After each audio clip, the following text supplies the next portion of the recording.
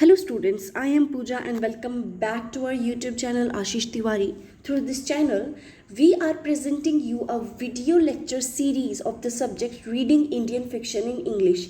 And as you all know, this is your third and last video of the video series. Okay, because we have already discussed that there are 3 units in this subject.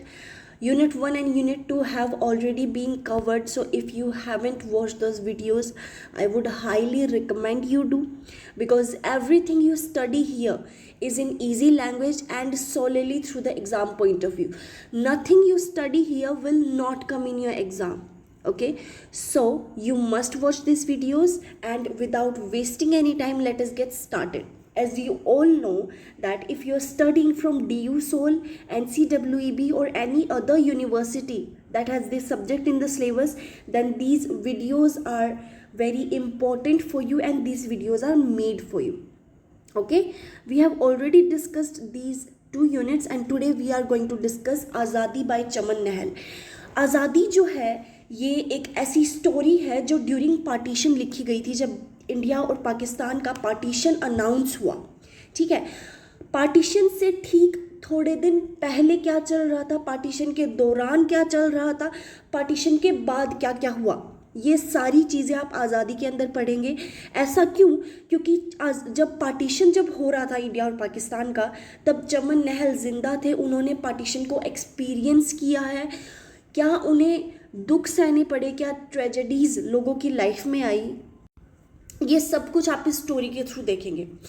ये story एक realistic story है. हालांकि जो protagonist हैं वो सब imagination वाले हैं, कुछ सच में भी हैं, बट अब यहाँ पे जो फियर, ट्रेपिडेशन लोगों को जो फील हुआ था, आप इस स्टोरी के अंदर देखने वाले हैं.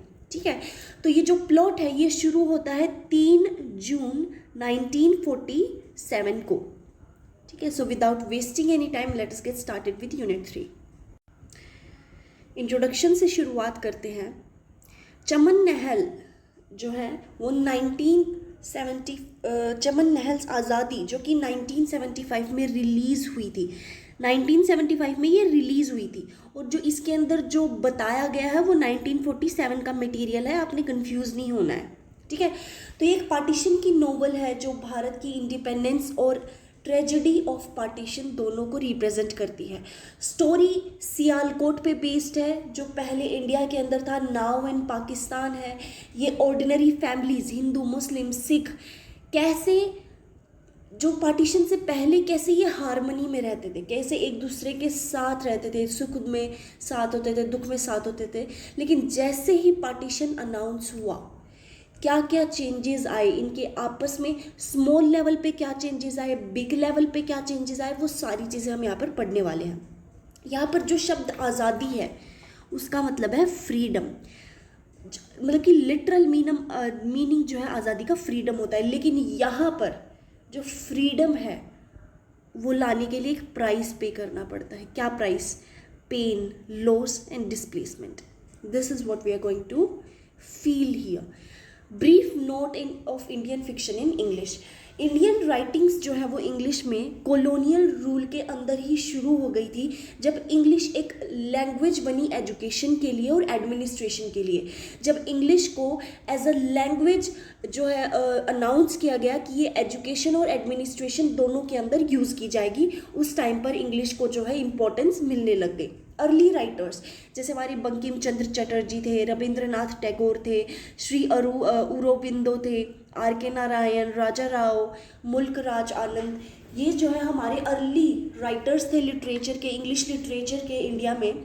ठीक है, और इनकी जो थीम्स हैं वो सारी की सारी नेशनलिज्म, सोशल रियलिज्म और फ्रीडम स्ट्रगल को एक्सप्रेस करती हैं. जैसा मैं पहले बता चुकी हूँ कि पहले के जो राइटर्स होते थे वो फिक्शन ना लिखने की बजाय लोगों के अंदर जो है एक चेतावनी, एक उनको हालातों का पता चल सके, इसीलिए वो नॉवेल्स लिखते थे. ठीक है, क्योंकि उस टाइम पे कोई सोर्स ऑफ एंटरटेनमेंट नहीं होता था, लोग किताबें ही पढ़ते थे, तो उनको जो नॉलेज मिलती थी वो किताबों से ही मिलती थी. ठीक है, इसीलिए तब के राइटर्स जो है फालतू की चीज़ें ना लिखने की बजाय देश में क्या चल रहा है उससे रिलेटेड पोएम लिखते थे, स्टोरीज लिखते थे, ताकि लोगों में अवेयरनेस आ चुके. ठीक है, इंडिपेंडेंस के बाद राइटर्स ने एक्सप्लोर किया पार्टीशन को, ईस्ट वेस्ट कॉन्फ्लिक्ट को, identity crisis, gender issues, multiculturalism, ये सब चीज़ें जो है इन्होंने एक्सपीरियंस की और फिर इनके ऊपर इन्होंने किताबें लिखी। आज़ादी जो है वो एक कैटेगरी ऑफ पार्टीशन लिटरेचर है। क्यों है? क्योंकि ये ट्रॉमा, डिस्प्लेसमेंट, आइडेंटिटी, हॉरर, ये सब जो है वो रिप्रेजेंट करता है। राइटर के बारे में थोड़ा बहुत जान लेते हैं। चमन नहल जो 1927 में पैदा हुए थे, 2013 तक इनकी उम्र रही थी। ये सियालकोट में पैदा हुए थे, पंजाब में, जो कि अब जो है पाकिस्तान में है। उन्होंने पर्सनली माइग्रेशन को और पार्टीशन को एक्सपीरियंस किया था, जिसकी वजह से वो मोटिवेट हुए एक अपनी आज़ादी बुक लिखने के लिए। ठीक है, तो उन्होंने दिल्ली के अंदर पढ़ाई की और बाद में वो इंग्लैंड गए अपनी इंग्लिश में पीएचडी करने के लिए। उन्होंने साहित्य अकादमी अवार्ड 1977 के अंदर जीता था। आज़ादी के अलावा उन्होंने बहुत सारी शॉर्ट स्टोरीज, एसेज और नॉवेल्स भी लिखी थी हिस्ट्री और इंडियन आइडेंटिटी से रिलेटेड। अब आज़ादी की डिटेल्ड समरी हम समझते हैं। नॉवेल जो है वो मार्च 1947 सियालकोट से शुरू की जाती है, जब लोग अनसर्टेन होते हैं अपने फ्यूचर के बारे में। ठीक है, लेकिन एक साथ रह रहे हैं पीस के अंदर। मतलब वो होता है ना कि जैसे कोविड के दौरान हमें टेंशन तो थी क्या होगा, लेकिन उसके चक्कर में हम अपनी डेली एक्टिविटीज़ को नहीं छोड़ रहे थे। ठीक है, लिंगरिंग टेंशन है बट इतनी भी ज़्यादा नहीं है कि हम अपना काम ही छोड़ दें, हमारे काम को वो अफेक्ट करे। तो यहाँ पर जो मेन प्रोटैगनिस्ट है इस स्टोरी का, यहाँ पर हम कुछ मेन कैरेक्टर्स को पहले पढ़ लेते हैं। ठीक है, सबसे पहला जो हमारा मेल प्रोटैगनिस्ट है दैट इज़ लाला काशीराम। ठीक है, लाला काशीराम जो है वो एक middle class Hindu grain merchant है सियालकोट के। ठीक है, जो कि अपनी बीवी और अपने बच्चे के साथ रहते हैं। वो ब्रिटिश रूल और स्टेबिलिटी में काफ़ी ज़्यादा बिलीव करते हैं। या दैट्स ट्रू, वो नेशनलिस्ट तो हैं, लेकिन उन्हें लगता है कि ब्रिटिश रूल जो आया है उसकी वजह से इंडिया जो है वो काफ़ी मॉडर्न हो जाएगा। ठीक है, क्योंकि ब्रिटिशर्स अपने साथ काफ़ी ज़्यादा मॉडर्निज्म लेके आए हैं, नई सोच लेके आए हैं, तो वहाँ से बहुत सारे लोग इन्फ्लुएंस भी हो रहे थे ब्रिटिश रूल की तरफ, लेकिन वो साथ साथ उन्हें कॉन्डेम भी कर रहे थे कि वो हमारे ऊपर अत्याचार कर रहे हैं।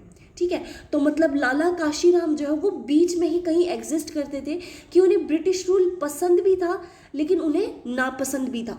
ठीक है, तो वो ट्रेडिशनल वैल्यूज़ को, डिग्निटी को और मोरल स्ट्रेंथ को वो रिप्रेजेंट करते हैं। अब हम बात करते हैं लाला काशीराम के बेटे की। लाला काशीराम का बेटा 20 साल का है, वो पढ़ाई कर रहा है। ठीक है, यंग है, एजुकेटेड है, सेंसिटिव है, और वो इस पूरी स्टोरी के दौरान कन्फ्यूजन, एंगर और इमोशनल ग्रोथ फील करता है। ठीक है, साथ में उसको एक प्यार हो जाता है चांदनी से। ठीक है, जो कि there is a mistake here. Arun जो है वो नूर से प्यार करता है, एक मुस्लिम लड़की से। चांदनी इज अनदर कैरेक्टर।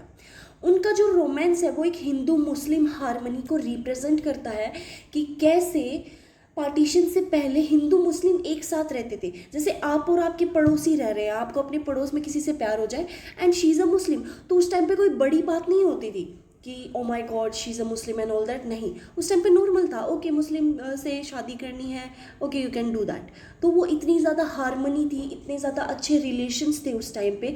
लेकिन काम पॉलिटिकल डिसीजंस के अंदर पार्टीशन शेप ले रहा था।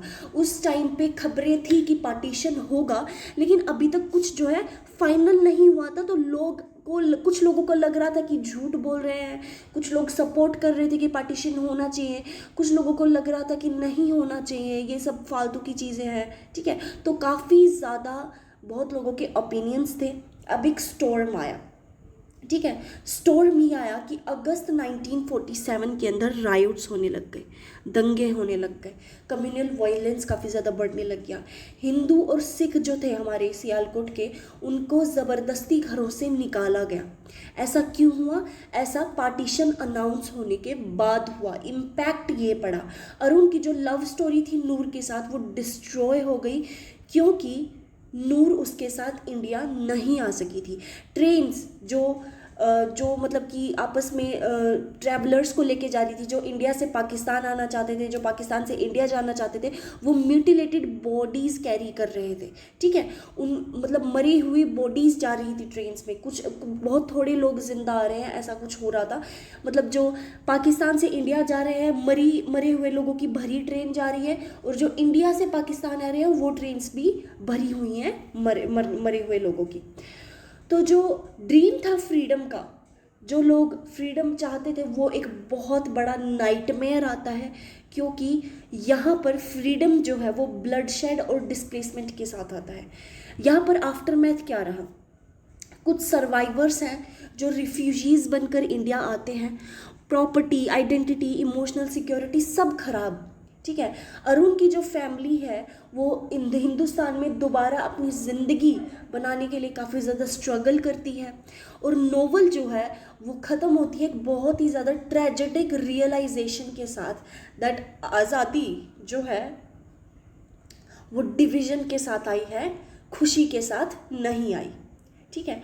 तो यहाँ पर कुछ थीम्स है और एनालिसिस है। वॉयलेंस और ट्रॉमा, पार्टीशन की वजह से बहुत लोग मारे गए, बहुत सारी विमेंस का रेप किया गया, उनको ज़बरदस्ती उनको कन्वर्जन करवाया गया, कुछ का माइग्रेशन करवाया गया। नोवेल जो है वो दोनों ब्रुटैलिटी और ह्यूमैनिटी दोनों को रिप्रेजेंट करती है, क्योंकि काफ़ी सारे लोग वॉयलेंट थे एक दूसरे के साथ, लेकिन बहुत सारे इंडियंस ऐसे भी थे जो मुस्लिम्स के साथ ह्यूमैनिटी से ट्रीट कर रहे थे उनको, और बहुत सारे मुस्लिम्स ऐसे भी थे जो इंडियंस को ह्यूमैनिटी की तरह ट्रीट कर रहे थे, ठीक है। तो एक साइकोलॉजिकल ट्रॉमा ये इंसिडेंट कैसे बताता है, ये हम यहाँ पर एक्सपीरियंस करेंगे। ऑटोबायोग्राफिकल कुछ एलिमेंट्स भी हैं, क्योंकि नहल वो खुद सियालकोट से हैं और उन्होंने पार्टीशन को काफ़ी ज़्यादा फील किया है, उनकी खुद की मेमोरीज़ है माइग्रेशन में, और उनका खुद का दर्द है अरुण की स्टोरी, यानी कि अरुण के अंदर वो जो नहल है वो खुद को रिप्रेजेंट कर रहे हैं, ठीक है। हिस्टोरिकल और पॉलिटिकल एलिमेंट्स भी काफ़ी सारे थे।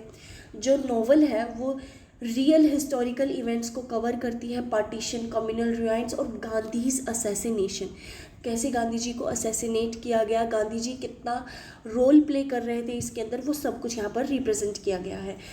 कॉलोनियल पॉलिसीज़ को और कम्युनल पॉलिटिक्स को, दोनों को कैसे दोनों ने लोगों को डिवाइड कर दिया, इसको बहुत ज़्यादा क्रिटिसाइज़ किया गया है इन दोनों को, ठीक है। The quest for identity, refugees जो थे जिनका कोई घर नहीं था, उनके पास कोई सेंस ऑफ बिलोंगिंग थी थोड़ी बहुत। अरुण जो है वो एक यंग जनरेशन रिप्रेजेंट कर रहे हैं जो एक नई जगह पर, अब है तो इंडिया ही, लेकिन जगह तो सियालकोट नहीं है ना। तो अरुण अपनी एक आइडेंटिटी ढूंढने की कोशिश कर रहा है, सर्वाइव कैसे करना है वो ढूंढ रहा है। नोवेल पूछती है कि फ्रीडम का क्या मतलब बना if it comes with a loss, अगर वो लॉस की वजह से आ रही है, एक ऐसी आज़ादी जिसके अंदर आपका सब कुछ जा रहा है, वो कैसी फ्रीडम हुई, ये नॉवल पूछना चाहती है। गांधी जी पोर्ट्रेट, गांधी जी जो है वो चमन नहल की इस नॉवल में बहुत बड़ा रोल प्ले करते हैं। उनके बारे में इन्होंने 4 नॉवेल्स लिखी हैं इंडियन फ्रीडम स्ट्रगल के अकॉर्डिंग, ठीक है। The other 3 are The Crown, The Lion Cloth, The Salt of Life and The Trump of Tricolor। ये चमन नहल ने गांधी जी के बारे में लिखा है। टुगेदर, साथ में वो शो करते हैं गांधी जी की कितनी बड़ी इन्फ्लुएंस रही है और इंडिया के इंडिपेंडेंट मूवमेंट में कितने सारे फेजेस रहे हैं, ठीक है। अभी इम्पोर्टेंट कैरेक्टर्स हैं जो कि हम ऑलरेडी डिस्कस कर चुके हैं, लेकिन दोबारा कर लेते हैं। लाला काशीराम ग्रेन मर्चेंट हैं, वो ऑर्डिनरी अपरूटेड बाय पार्टीशन को एक वो कैरेक्टर रिप्रेजेंट करते हैं। अरुण उनका बेटा है, यंग है, आइडियलिस्टिक है, नूर से प्यार करता है, होप और स्ट्रगल ऑफ यूथ रिप्रेजेंट कर रहा है। नूर मुस्लिम लड़की है, अरुण से प्यार करती है, ठीक है। और उनका प्यार जो है वो इस स्टोरी के अंदर कैसे टूटता है हिंदू मुस्लिम ट्रेजेडी की वजह से, वो रिप्रेजेंट करता है। और बीबी अमरावती एक स्ट्रॉन्ग फीमेल कैरेक्टर है जो सफरिंग और एंड्योरेंस ऑफ वुमेन रिप्रेजेंट करती हैं, और दूसरे विलेजर्स, रायट्स और रिफ्यूजीज़ जो है इसको रिप्रेजेंट करते हैं। समरी से पहले अब हम एक बार इस स्टोरी को अच्छे से पढ़ लेते हैं। ठीक है। इस नोवेल को जो है 3 पार्ट्स के अंदर डिवाइड किया गया है। पहला पार्ट आज़ादी से मतलब कि पार्टीशन से पहले हारमोनी का क्या माहौल था, कैसे क्या चल रहा था। दूसरा पार्टीशन जब हो रहा है कि आज पार्टीशन हो रहा है तो क्या चल रहा है, और तीसरा पार्टीशन के बाद क्या हुआ, ये हम यहाँ पर डिस्कस करेंगे। ठीक है, मुश्किल से 10-15 मिनट की स्टोरी है, तो अच्छे से सुन लो, क्योंकि एग्ज़ाम में आपको स्टोरी पता होना बहुत ज़रूरी होता है। यहाँ पर हमने मेन पॉइंट्स डिस्कस कर लिए हैं, लेकिन जस्ट टू सिक्योर यू मैं आपको स्टोरी भी एक्सप्लेन कर रही हूँ, ताकि बाद में आप कंप्लेन ना करें कि हमें स्टोरी नहीं बताई गई। ठीक है, तो स्टोरी जो है वो हिंदू फैमिलीज़ के माइग्रेशन से शुरू होती है। इंडिया पाकिस्तान की जब लड़ाई हो रही है, प्लॉट बिगेन होता है 3 जून 1947 को, जब अनाउंसमेंट किया जाता है। वाइस रॉय जो है वो अनाउंस करते हैं declaration of partition in evening. शाम को डिक्लेयर किया जाता है कि पार्टीशन होगा।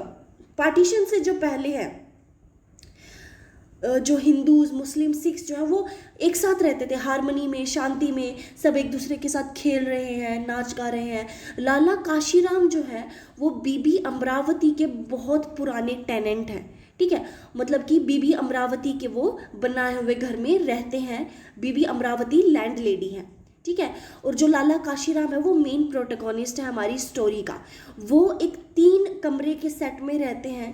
ठीक है, उनके घर में 3 कमरे हैं। अपनी बीवी प्रभा देवी और 20 साल का कॉलेज जाने वाला लड़का अरुण। अब जो लाला काशीराम है वो ग्रेन मर्चेंट है, और वो आर्य समाज को काफ़ी ज़्यादा फॉलो करते हैं। लेकिन आर्य समाज में वो फॉलो तो करते हैं, लेकिन उन्हें ब्रिटिश राज भी काफ़ी ज़्यादा उनको लगता है कि पॉजिटिव इफेक्ट लेके आ रहा है। ठीक उनके हाउस के घर के सामने ऑपोजिट में एक सिख फैमिली रहती है। ठीक है, जिसके अंदर एक प्रेग्नेंट ईशर कौर रहती है अपने पिता, दादा और हस्बैंड के साथ। जो लैंड लेडी है अमरावती, वो अपने पति के साथ रहती है, और उनका एक गोद लिया हुआ बेटा, अडॉप्टेड सन है, और उनकी एक खूबसूरत सी डॉटर इन लॉ है सुनंदा, और अमरावती के 2 पोते भी हैं। ठीक है, अब जो ग्राउंड फ्लोर है, नीचे जो है एक चेयर वुमेन रहती है पद्मिनी, अपनी बेटी चांदनी के साथ। 4 वुमेन कौन होती है? 4 वुमेन वर्कर्स, जो मतलब कि घर पे, लोगों के घर पे जाके घर का काम करती है, डोमेस्टिक वर्क करती है। बिल्डिंग जो है वो मुकंदाज मदर, जिसका बेटा जेल के अंदर है, मतलब इस बिल्डिंग के अंदर मुकंदा की माँ भी है। मुकंदा लड़का है जो जेल में है, और मुकंदा की माँ इस बिल्डिंग में भी रहती है। अब ये जो कैरेक्टर्स हैं, ये कैसे पार्टीशन के बाद एक दूसरे से बिछड़ जाते हैं, उनके बीच में नफरत आ जाती है, ये आप इस स्टोरी से एक्सपीरियंस करेंगे। और क्या हॉरर था और पेन था पार्टीशन का, ये भी आप यहाँ पर एक्सपीरियंस करने वाले हैं। ठीक है, तो अब हम स्टार्ट करते हैं हमारी स्टोरी को। अब जो पहला पार्ट है, the first part is the lull. अब हम लुल को डिस्कस कर रहे हैं। ठीक है, तो एक सेंस जो फोरबोंडिंग का मतलब होता है एक टेंशन का माहौल, जिसके अंदर सब कुछ ठीक भी है लेकिन अंदर एक डर भी बैठा हुआ है। वो पार्ट 1 के अंदर, लुल के अंदर आप एक्सपीरियंस करेंगे, क्योंकि जिंदगी तो जैसे जानी थी वैसे जा रही है। ठीक है, सब जो सियालकोट के लोग हैं वो अपना जो काम कर रहे थे वो कर रहे हैं सब कुछ, लेकिन एक टर्न आता है लाला काशीराम की ज़िंदगी में। लाला काशीराम जो हैं वो एक बहुत ही ज़्यादा नॉर्मल आदमी है, जो सुबह सुबह न्यूज़पेपर पढ़ रहे हैं और साथ साथ अपनी बीवी को भी बता रहे हैं कि क्या न्यूज़ आ रही है। वो जैसे वो आपके घर में होता है ना कि पापा न्यूज़ पढ़ते हैं, साथ साथ मम्मी को भी बता रहे होते हैं क्या चल रहा है, अपने खुद के व्यूज़ भी दे रहे होते हैं, डिसअपॉइंटमेंट, एंगर, खुशी, ये सब कुछ रिप्रेजेंट कर रहे होते हैं। तो एक बहुत ही नॉर्मल सा माहौल चल रहा है। ठीक है, जहाँ पर वो अपनी बीवी को वर्ल्ड वॉर, अटैक के बारे में बताते हैं। ठीक है, गांधी जी के फास्ट के बारे में बताते हैं, उनकी डेथ के बारे में बताते हैं। वो अपनी मदर टंग से बहुत ज़्यादा प्यार करते हैं। काशीराम जो हैं वो अपनी मदर टंग जो उनकी है वो उन्हें बहुत अच्छी लगती है, लेकिन वो फिर भी हिंदी में बात करते हैं, क्योंकि हिंदी ऑफिशियल लैंग्वेज है। उस टाइम पे हिंदी को ऑफिशियल लैंग्वेज बोला गया था। तो वो इतने ज़्यादा पेट्रियोटिक हैं कि अपनी मदर टंग को प्यार तो करते हैं, लेकिन अगर नेशन के अंदर हिंदी एक नेशनल लैंग्वेज रिकॉग्नाइज की गई है तो वो हिंदी के अंदर ही न्यूज़पेपर पढ़ेंगे और बात करेंगे। जो नैरेटर हैं वो एक नेशनलिस्टिक स्पिरिट को दिखाते हैं और डिलेमा भी दिखाते हैं कि कैसे वो नेशनल हमारे हीरोज़ गांधी जी, नेहरू, भगत सिंह कैसे हमारी फेवरेट है, कैसे वो नेशनलिस्ट है कि गांधी जी, नेहरू जी, भगत सिंह ने हमारे लिए क्या कुछ नहीं किया। लेकिन जो लाला जी हैं उन्हें ये सब तो पसंद है, लेकिन साथ साथ उन्हें ब्रिटिश ऑफिसर्स भी काफ़ी ज़्यादा उनको अच्छे लगते हैं। ठीक है, एक एक तरफ तो वो ब्रिटिशर्स को कुत्तई अंग्रेज़ बोलते हैं कि ये तो कुत्ते हैं, और दूसरी तरफ वो अपने आप को कंपेयर करते हैं नेशनल हीरोज़ से। उनको अंग्रेज़ अच्छे नहीं लगते, वो कंपेयर करते हैं नेशनल हीरोज़ से। जब जो है वो उन्होंने कैसे रातों स्ट्राइक की वजह से उन्होंने जेल में रात बिताई। एक तरफ तो लाला जी ऐसे बोलते हैं, दूसरी ही तरफ वो बताते हैं कि कैसे उन्हें ब्रिटिश परेड्स, यूनिफॉर्म्स, अथॉरिटी, उनका काम करने का तरीका, उनका मॉडर्न लाइफस्टाइल, उनकी मॉडर्न सोच उनको कितनी ज़्यादा प्रभावित करती है। ठीक है, तो उनको याद है, वो मतलब एक बार याद करते हैं कि कैसे वो हुर्राह परेड में अपने बेटे को लेकर गए थे, जहाँ पर राइटर डिस्क्राइब करते हैं authority and cruelty of the Britishers when they made a spectacle of killing stray dogs with bullets. कैसे उन्होंने एक स्पेक्टिकल के लिए, एक मज़े के तौर पर स्ट्रीट डॉग्स को गोलियों से मारा गया। ठीक है, तो वो बहुत ही ज़्यादा पॉलिटिकल टर्मोइल में है, और उस टाइम पे जो लाला जी हैं वो बहुत ही ज़्यादा कंफ्यूज्ड है कि उनको एक तरफ ब्रिटिशर्स अच्छे भी लगते हैं, दूसरी तरफ उनसे नफरत भी है, उनके काम करने का तरीका पसंद नहीं है। इतने में ही प्रभा उन्हें कंसोल करती हैं और उन्हें कहती है कि कोई बात नहीं, शांत हो जाओ, खाना खाओ और काम पे जाओ। यहाँ पर प्रभा जो है वो एक बहुत ही ज़्यादा काम कैरेक्टर को रिप्रेजेंट करती है। ठीक है, ठीक है। अब जैसे ही लाला जॉब पे चले जाते हैं, अपने काम पर चले जाते हैं, फिर प्रभा देवी ईशर कौर के साथ, जो कि एक सिख लेडी हैं, वो एक फ्रेंडली चैट में उनके साथ बैठी होती हैं। ठीक है, और यहाँ पर नैरेटर हमें दिखा रहा है कि कैसे हिंदूज़ और मुस्लिम्स कैसे हारमनी में रहते थे, एक दूसरे के साथ, मतलब कि कुकिंग के बारे में बात करते थे, फैमिली लव, जोक शेयर करते थे और डिस्कस करते थे कि जो डिवीज़न है वो कैसे हो रहा है, उससे क्या क्या होगा। जो ये सब बातें प्रभा देवी और ईशर कौर जो है डिस्कस कर रही होती हैं, जब तक उनका बेटा अरुण जो है वो अपनी टेनिस प्रैक्टिस से घर आता है with the news that political leaders are going to divide the country. ये डिस्कस कर ही रही होती हैं कि इतने में अरुण आता है और वो कहता है कि डिसाइड हो गया है, कंट्री डिवाइड की जाएगी। जो न्यूज़ है वो एक अर्जेंसी लोगों के अंदर, लोगों के दिमाग में घुसा देती है कि अब क्या होगा, डर बिठा देते हैं। हाउएवर मार्केट में ये चल रहा होता है कि लाला काशीराम और जो दूसरे हिंदू हैं वो डिस्कस कर रहे हुए हैं। ये अभी काशीराम को पता नहीं है कि पार्टीशन का डिक्लेरेशन हो चुका है। लाला, काशीराम और दूसरे हिंदूज डिस्कस कर रहे हैं कि कैसे महात्मा गांधी जी डिवीज़न को एक्सेप्ट नहीं करेंगे। ठीक है, उनको कैसे ये सब पसंद नहीं है। हाँ जी, तो वो जो है अपनी गांधी के अंदर अपना भरोसा दिखाते हैं, क्योंकि वो सिर्फ एक पॉलिटिशियन ही उन्हें नहीं मानते हैं, बल्कि उन्हें एक सेंट मानते हैं कि ये आदमी बहुत ही शरीफ है, सिर्फ हमारा भला चाहता है। नैरेटर जो है वो अब्दुल घनी की स्टोरी बताते हैं, एक हुक्का मेकर है। ठीक है, फ्लैशबैक में इन द पास्ट में जो है उसे वो उसके जो अब्दुल घनी है उसके लाला के साथ बहुत अच्छे रिलेशन थे। अरुण के साथ भी समय समय पे अरुण के साथ भी उसके बहुत अच्छे रिलेशन थे। वो लाला के पास पैसे मांगने आता था, ठीक है, फिर उसे पैसे मतलब उधार पे आता था, फिर दे भी देता था। उनका काफ़ी अच्छा रिलेशन था। लेकिन जैसे ही पार्टीशन के बारे में अनाउंसमेंट हुई, वो बहुत ही अच्छा एग्जाम्पल बनी कि कैसे पॉलिटिकल लीडर्स हिंदू मुस्लिम के नाम पर लोगों को एक दूसरे के खिलाफ कर देते हैं। क्योंकि जैसे ही पार्टीशन डिवाइड हुआ, कैसे अब्दुल घनी दोस्त से दुश्मन बन गया। ठीक है, अब पहले तो वो दोस्त था, लेकिन बाद में वही अब्दुल घनी जो है अब लोगों को, मतलब कि इंडियंस को, जो हिंदूज थे, उनको नफ़रत भरी नज़रों से देखता था। ठीक है, पहले अब्दुल घनी जो है वो हुक्का मेकर थे और उनको जो है सभी हिंदू बिजनेसमैन बहुत ही अच्छे से ट्रीट करते थे, बाज़ार के अंदर भी उनके साथ शांति में रहते थे। लेकिन जैसे ही मुगली जो मुस्लिम हैं उन्होंने बताया कि ये सब हो रहा है और कैसे हिंदूज थ्रेट हैं, इंडियंस थ्रेट है, अब्दुल घनी बदल गया, उसको जो है नफ़रत होने लग गई। ठीक है, अब ये जो है ये एक पर्सनल व्यू नहीं है, बल्कि बहुत सारे मुस्लिम्स ऐसे ही रिएक्ट कर रहे थे, क्योंकि जो जिन्ना था उन्हें लगता था, जो मुस्लिम्स हैं उन्हें लगता था कि जो जिन्ना है, जिन्ना साहब उन्हें बोलते थे, जिन्ना को सब पता है। अगर वो हिंदूज़ को बुरा बता रहे हैं और मुस्लिम्स को अच्छा बता रहे हैं तो ये सच है। अगर हिंदूज़ को मारकर मुस्लिम्स को जन्नत मिलेगी तो ये भी सच है। तो इसी चीज़ को प्रमोट करते हुए अब वो जो है हिंदू नेबर्स जो हैं वो सस्पिशन में आ गए। ठीक है, अब अब्दुल गनी को हिंदू से नफरत हो चुकी है और अब जो है अब्दुल गनी उनका दोस्त से दुश्मन बन गया है। ये चीज़ यहाँ पर ऐसे हो रही है।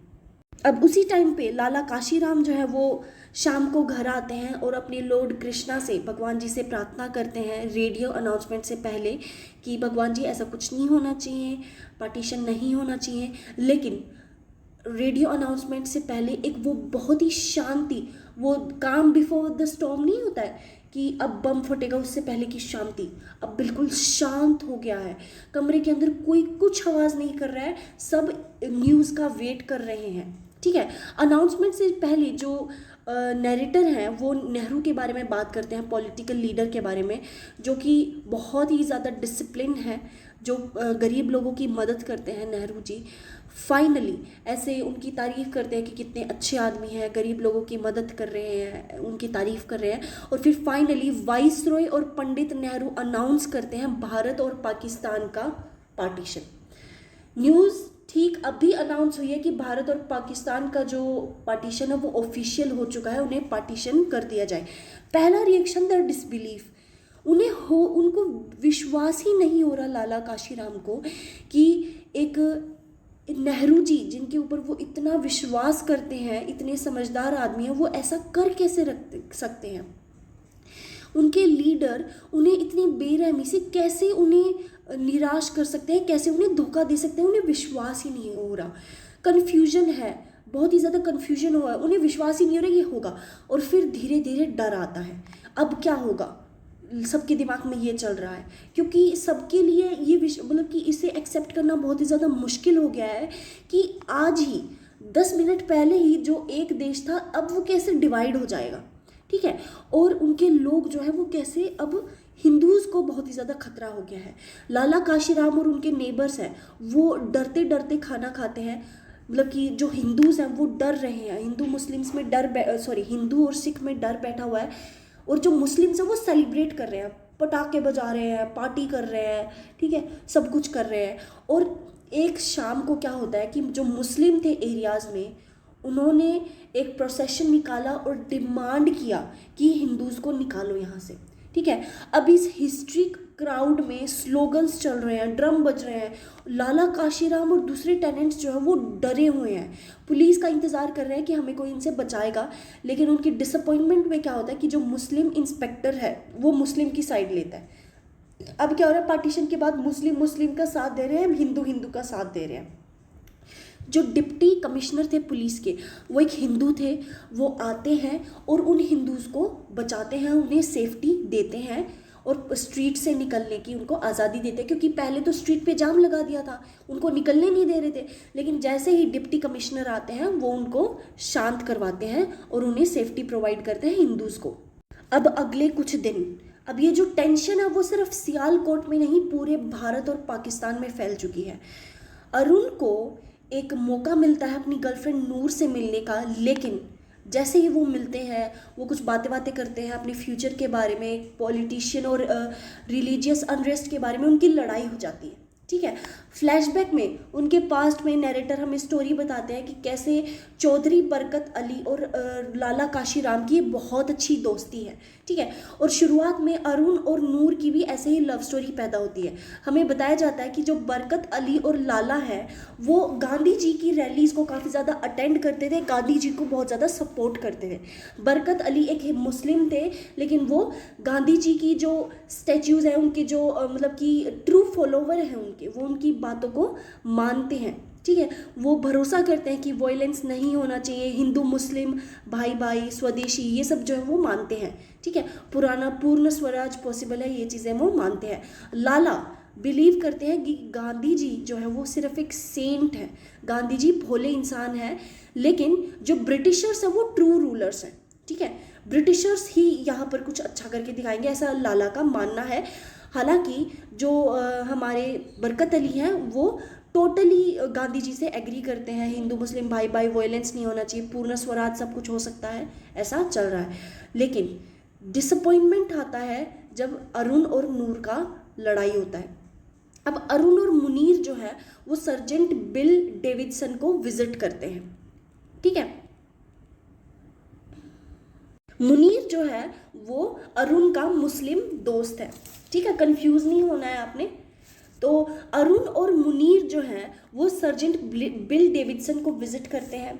वो डिस्क्राइब करते हैं कि कैसे बिल जो है, बिल डेविडसन जो है वो उन्हें पार्टीशन पसंद नहीं है, वो कंडेम कर रहे हैं कि पार्टीशन नहीं होना चाहिए, कितना बेवकूफ़ डिसीजन है, बिल डेविडसन ऐसा कहते हैं।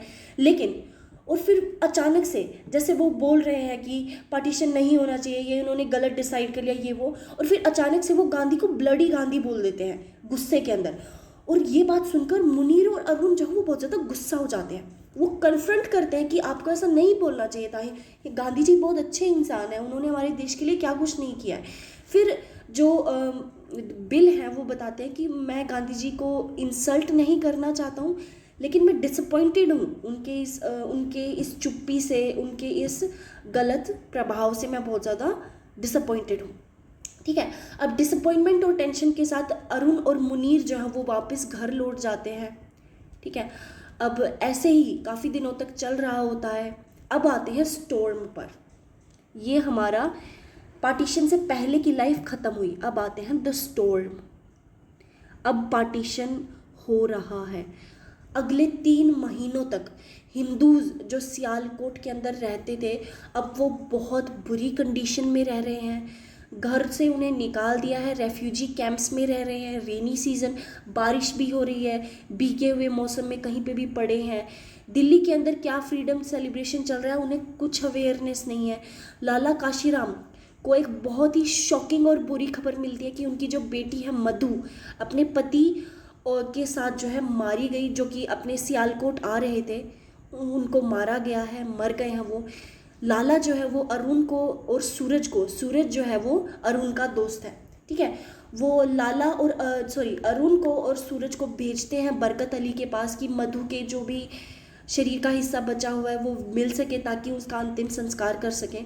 जैसे ही अरुण और जो सूरज है वो सियालकोट में जाते हैं, नैरेटर एक बहुत ही ड्रेडफुल पिक्चर को दिखाता है कि कैसे हिंदू होम्स को वेंडलाइज किया जा रहा है, कैसे उनके घर को जलाया जा रहा है। बरकत अली का जो घर है, बरकत अली और उसका परिवार जो वो अरुण को कंसोल करता है। नूर भी बहुत ज़्यादा शॉक्ड है और सैड है अरुण की सिचुएशन से। बरकत अली और जो मुनीर है वो अरुण और सूरज के साथ जाते हैं डेड बॉडीज़ की इंक्वायरी करने के लिए। लेकिन वहीं पर जैसे वो वहाँ पर पहुँचते हैं वो देखते हैं अब्दुल घनी को, जो कि वॉयलेंट हो रहा है अपने लोगों के साथ। मुस्लिम्स जो है वो बहुत ज़्यादा वॉयलेंट हो रहे हैं, लोगों को मार रहे हैं। और अब्दुल घनी उनके पास आकर क्लेम करता है कि उसने मधु की बॉडी को अपने हाथों से जलाया है। घनी की इस बीस्टली और इनह्यूमन गंदे एक्ट को देखकर बरकत अली को इतना गुस्सा आता है कि वो उन्हें उस इंसान को पीटने लग जाते हैं। इंसान भी नहीं कह सकते ऐसे आदमी को, ठीक है। तो काफ़ी महीनों तक ऐसे स्ट्रगल और फियर चल रहा है। हर एक हिंदू जो पाकिस्तान में है फ़िलहाल, उनके मन में डर बैठा हुआ है। और उन्हें शांति मिलती है जब इंडियन आर्मी मेजर राणा जंग बहादुर सिंह के साथ आती है कैंप के अंदर उन्हें भारत ले जाने के लिए, ठीक है। वो एक प्लान बनाते हैं कि वो रेफ्यूजीज़ को जो है देरा बाबा नानक बॉर्डर से उनको भारत के अंदर लेके जाएंगे, ठीक है। अब इसके अंदर बहुत ही हज़ारों मुस्लिम्स हैं जो कि गन्ना कलाम में रुके हुए हैं, जो कि सियालकोट से 6 कोस दूर है, ठीक है। बरकत अली, मुनीर और कुछ और मुस्लिम्स हैं वो आते हैं अपने दोस्तों से मिलने के लिए, उन्हें गुड बाय कहने के लिए गुन्ना कलाम में, जहाँ पर फ़िलहाल रेफ्यूजीज़ हैं जो कि भारत के लिए निकल जाएंगे, ठीक है। अब वो चल पड़े हैं। अगले टाइम पर वो रुकते हैं पसरूर तहसील पर। पसरूर तहसील पर लाला जो है वो बहुत ज़्यादा नॉस्टैल्जिक फील करते हैं पंजाबी सराउंडिंग्स को देखकर। उन्हें खुशी भी होती है कि वो बच गए, दुख भी हो रहा होता है कि सियालकोट छोड़कर कहाँ गए हैं, नई शुरुआत करनी पड़ेगी, डर है। हावेवर जो मेजर जंग बहादुर हैं, उन्हें एक टेंशन है कि ये पाकिस्तान जानबूझ के डिले क्यों कर रहे हैं, हमें जाने क्यों नहीं दे रहे, हमें रोक के क्यों रखा हुआ है। उनका जो डाउट है वो सही प्रूव होता है जब कॉन्वॉय के अंदर एकदम एम्बश कर लिया जाता है किला सोबा सिंह को, ठीक है। पसरूर से सात जो माइल्स दूर है वहाँ पर उनके ऊपर अटैक कर दिया जाता है। जब मेहम ख़त्म होता है, जब सब कुछ ख़त्म हो जाता है, तो नैरेटर जो है वो दिखाते हैं म्यूटिलेटेड बॉडीज़, कटे फटे लोगों की बॉडीज़ को, ठीक है। हर जगह फिजिकल एविडेंस है अटैक का, हर जगह पे लोग मरे हुए हैं, कटे हुए हैं, हर जगह पे लोगों को मारा जा रहा है, खून की नदियाँ बह रही हैं। ऐसी एक पिक्चर पेंट कर रहे हैं।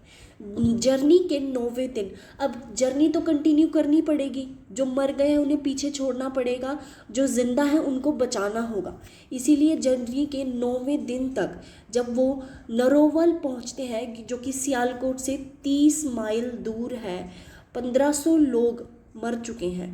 कन्वॉय जो है वो रुकता है बॉर्डर से 8 किलोमीटर पहले, कि 8 किलोमीटर बाद बॉर्डर आ जाएगा।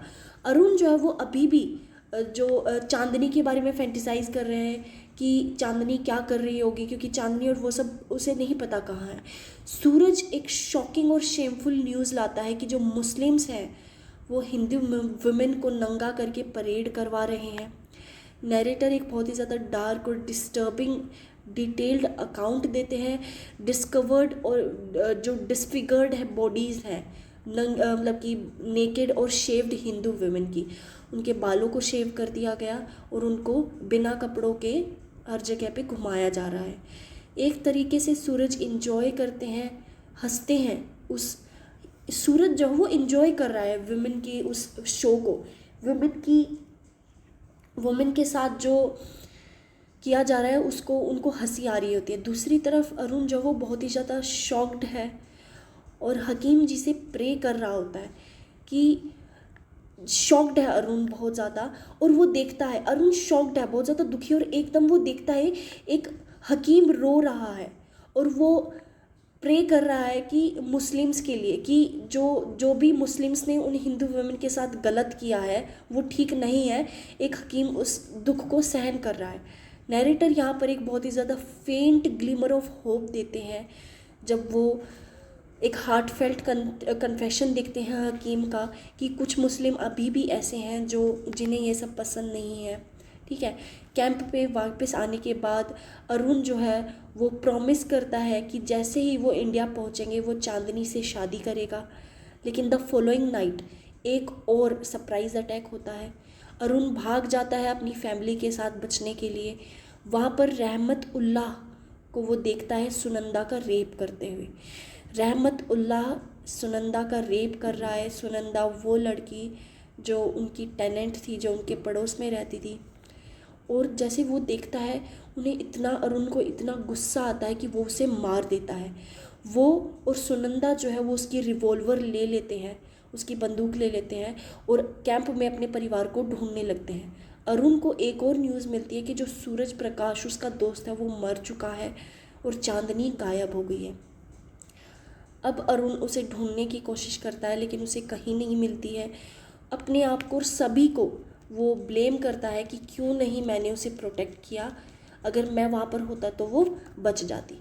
अब जो जहाँ पर जितने भी लोग बचे हैं उन लोगों ने बहुत कुछ खोया है। अब वो जसार एक गांव पहुँच जाते हैं जहाँ पर जो एल्डरली पीपल हैं वो रो रहे होते हैं डिवास्टेशन को देखकर, ठीक है। अब लोग वहाँ पर पहुँचे हुए लोगों को पानी देते हैं, उन्हें गुड बाय कहते हैं। अब हर कोई जो है रवि नदी की तरफ जो है जा रहा होता है। लाला काशीराम जो है बहुत ज़ोर से चिल्लाते हैं वंदे मातरम और अपनी नई माता को, धरती माता को सैल्यूट करते हैं।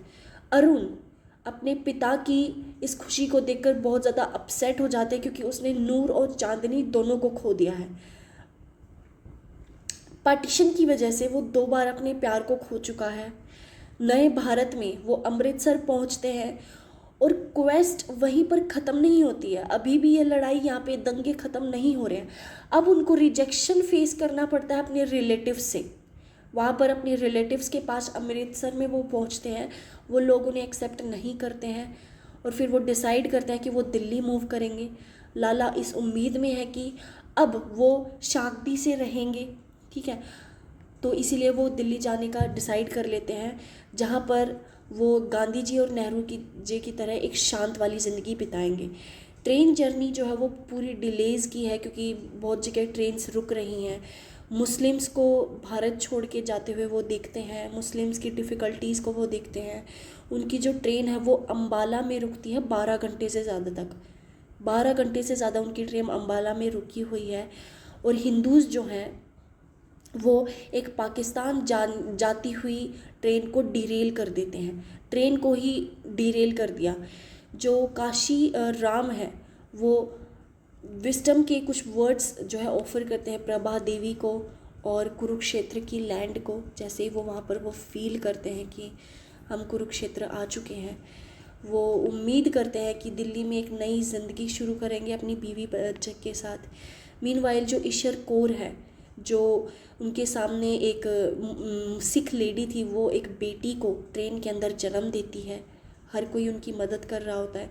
नैरेटर जो है वो एक कॉन्ट्रास्ट दे रहे हैं लाइफ और डेथ का, कि जहाँ पर एक नया बेबी बोर्न हो रहा है फ्री इंडिया की तरफ, और दूसरी साइड मरे हुए लोग हैं, मरे हुए मुस्लिम बॉडीज़ हैं। दिल्ली के अंदर उनको बहुत ज़्यादा ट्रबल और करप्शन फेस करना पड़ता है गवर्नमेंट अथॉरिटीज़ की तरफ से। रियलिटी एक बार दोबारा लाला काशीराम को फेस करनी पड़ती है, जब ऑफिसर्स उन्हें हज़ारों रुपए पे करने को कहते हैं एक घर के लिए, और फिर हज़ारों रुपए मांगते हैं एक दुकान के लिए।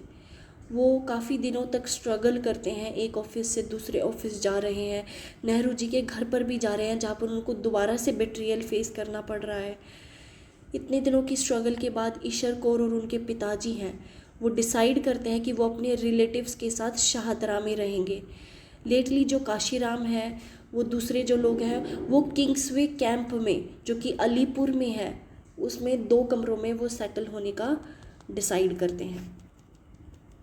ठीक है, अब स्टॉर्म हो चुका है, अब हम आते हैं द आफ्टरमैथ।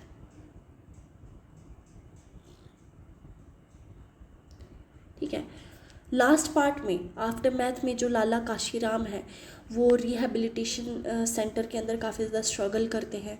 अरुण को दिल्ली यूनिवर्सिटी के अंदर एडमिशन मिल जाता है।